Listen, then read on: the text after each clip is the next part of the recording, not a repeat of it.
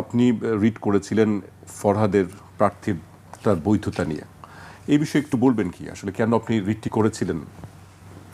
রিটটি করেছি সেটা নিয়ে তো মানে সেটার কারণ আমি বিভিন্ন জায়গাতে উল্লেখ করেছি ইতিমধ্যে।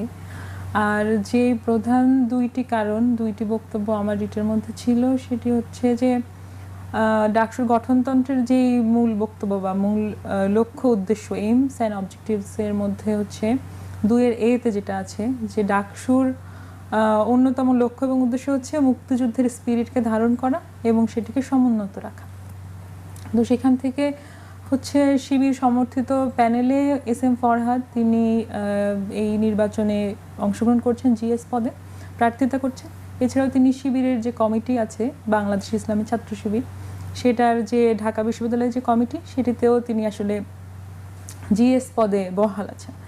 তো ঐতিহাসিকভাবে আমরা জানি যে বাংলাদেশ ইসলামী ছাত্র শিবিরের মুক্তিযুদ্ধের সময় তাদের কি ভূমিকা ছিল সেটি নিয়ে বিস্তারিত আলাপ করা যাবে, কিন্তু ঐতিহাসিকভাবে তাদের অবস্থান সম্পর্কে আমরা আসলে পরিষ্কার যে তারা 71-এর যে হানাদার বাহিনী ছিলেন তাদের সহযোগী ছাত্র সংগঠন হিসেবে কাজ করেছেন, তাদেরকে সহায়তা করেছেন। তো সেখান থেকে ডাকসুর মূল লক্ষ্য উদ্দেশ্যর সাথে এটি বিরোধী বলে আমি মনে করেছি, সেখান থেকে আমার রিটটি করা। আর যে বিষয়টি সেটি হচ্ছে ডাকসুর আচরণ বিধিমালার মধ্যে আছে যে কোনো নিষিদ্ধ সংগঠনের কোনো কর্মী বা তার পদে থাকা কোনো ব্যক্তি আসলে এই নির্বাচনে অংশগ্রহণ করতে পারবেন না।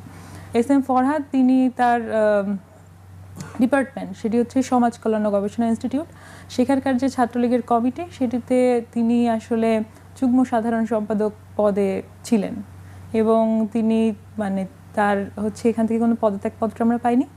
এরপর মানে এরপরে মানে জুলাই পরবর্তী পরে আমরা একটা সময় দেখি মানে তিনি তো ছাত্রলীগ, তখনও তিনি আসলে ছাত্রলীগের পদেই আছেন এবং এখনও হয়তো তিনি আছেন, সেটি আমরা ধারণা করছি এবং ধারণা করেছি। এবং এরপরে দেখা গেল যে তিনি আসলে শিবিরের কমিটিতেও আছেন। তো এই জায়গা থেকে আমার রিটটি করা। কিন্তু আসলে কোন ফরহাদের বিরুদ্ধে? আমরা দেখছি যে ফরহাদ আরেকজন বিবৃতি দিয়েছেন যে আসলে এই ফরহাদ না ওই ফরহাদ। আচ্ছা, আমি যার বিরুদ্ধে করেছি তিনি এই ডাকসু নির্বাচনে প্রার্থিতা করছেন, সেই ফরহাদ, এস এম ফরহাদ।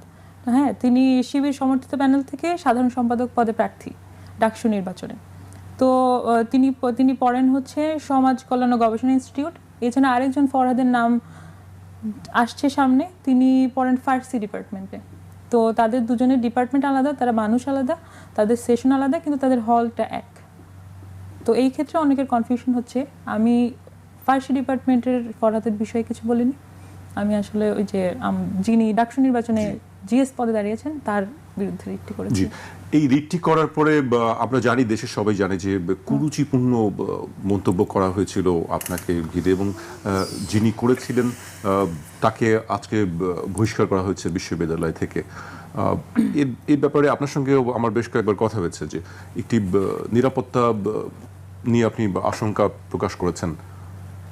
নিরাপত্তার আশঙ্কা তো আছেই এবং সেটি জেনেই আসলে এই মতাদর্শিক লড়াই আমি নেমেছি। হ্যাঁ, এবং আমার প্রতিপক্ষ কোনো মানুষ না, আমি কোনো মানুষের বিরুদ্ধে দাঁড়াইনি। মানে এটা খুব পরিষ্কার যে এক ধরনের মতাদর্শের বিরুদ্ধে যারা অসুন্দরের কথা বলে, ভায়োলেন্সের কথা বলে এবং কুৎসিত মানসিকতা ধারণ করে, তাদের বিরুদ্ধে আমার লড়াই, তাদের বিরুদ্ধে আমি দাঁড়িয়েছি। এবং তাদের দ্বারা যে আমি হ্যারাসমেন্টের শিকার হব, তাদের দ্বারা আমি হুমকির শিকার হব, সেটা আমি জানতাম। এখন আরও সবাই হয়তো জানতে পারছে, সবাই আসলে জানতে পারছে যে আমি আসলে কিসের বিরুদ্ধে, কাদের বিরুদ্ধে দাঁড়িয়েছি, এটা আরও পরিষ্কার আসলে এখন হয়ে যাচ্ছে।